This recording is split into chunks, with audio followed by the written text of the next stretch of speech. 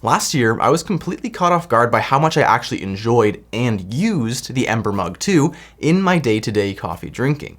And considering I've been recommending the Ember Mug to so many people, and buying it as a gift for so many of my friends and family, I naturally started to wonder if there were any off-brand alternatives that could maybe offer the same or better performance at a lower price point. It's no secret that Ember goes pretty heavy on the marketing front.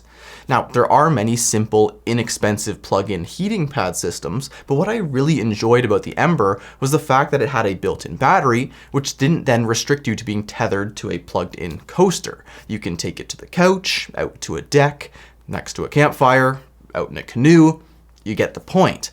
And with that wireless requirement in mind, the most viable competitor that I came across was the NextMug.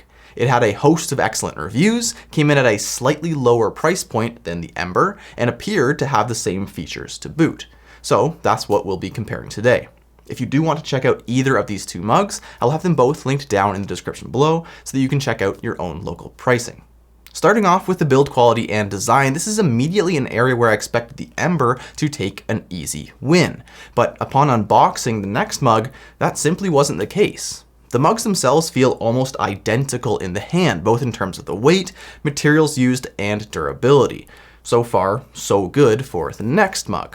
While unboxing, it is clear that Ember does spend far more on packaging and advertising efforts, but you don't drink your coffee or tea out of the box.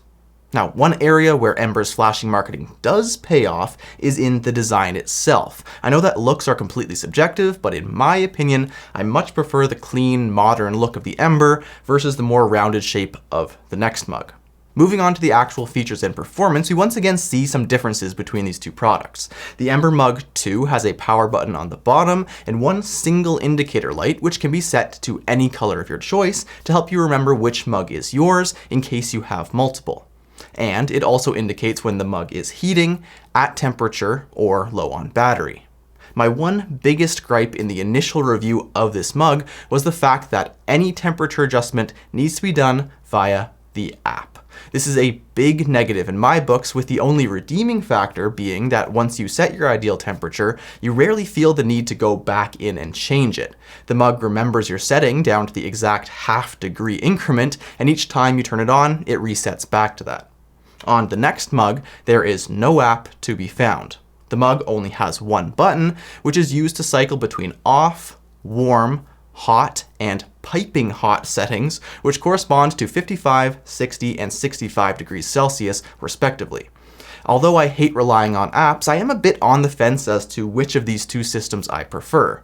On the one hand, it's nice to be able to see and adjust the temperature right on the mug, but 5-degree gaps are actually quite large steps. On the Ember, I found it really interesting when setting it up how precisely my preferred temperature fell on 58 degrees Celsius, and having that fine level of control was very nice, despite seeming like overkill at first glance.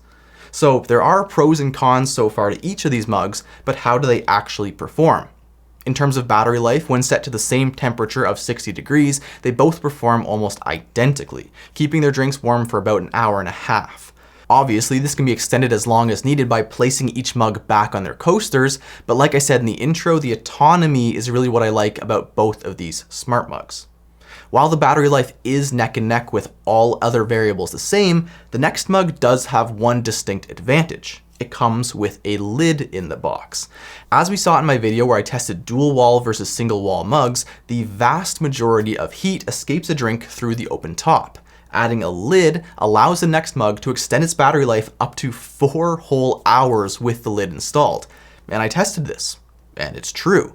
Now, Ember does also sell a lid for the mugs, but it's going to cost you another $15 on top of the already usually higher price tag. Personally, this isn't something that I picture myself using too much around the house because 1, a lid significantly impacts drinking enjoyment, and 2, because 1.5 hours is more than enough battery life for me. However, where I can see this becoming useful is if you want to take your mug on a walk or a hike or some other activity where you would benefit from some added splash protection and thermal insulation if your hike happens to take place in a chilly climate. So the NextMug has one advantage thanks to the included lid, but so too does the Ember Mug, which is in situations where you actually want to raise the temperature of your drink and not just maintain it. In this situation, the Ember significantly outperformed the NextMug, which seems to only barely have enough power to maintain temperatures. In one test, it took the NextMug a whole hour to raise the drink temperature from 45 to 55 degrees, and it never actually reached the set temperature of 60 degrees before dying. The Ember Mug, on the other hand, powered its way up to the set temperature in around 10 minutes, and then held the drink temperature there super accurately. So if you're looking for the more accurate and more powerful heating mug out of these two, in our testing, the Ember won hands down from that performance perspective. It also has a more appealing design to my eye, and it isn't considerably more expensive in most markets. If I had to go and repurchase one of these two products, I'm going to keep going with the Ember. With that being said, if you are on a very tight budget and can find a good deal on the NextMug, or you think you would use the lid and or the temperature controls on a regular basis, then I think you can safely go with this option as well. Like I said, I was really surprised with how similar the build quality was between these two products, and as long as you're not trying to reheat a drink, the NextMug was a solid performer. Again, if you want to check out either of these two products, I will have them both linked right down in the description below. If you've enjoyed this video, please leave us a like, and even consider subscribing if you want to see some more like it in the future. Thanks for watching, and I will see you in the next one.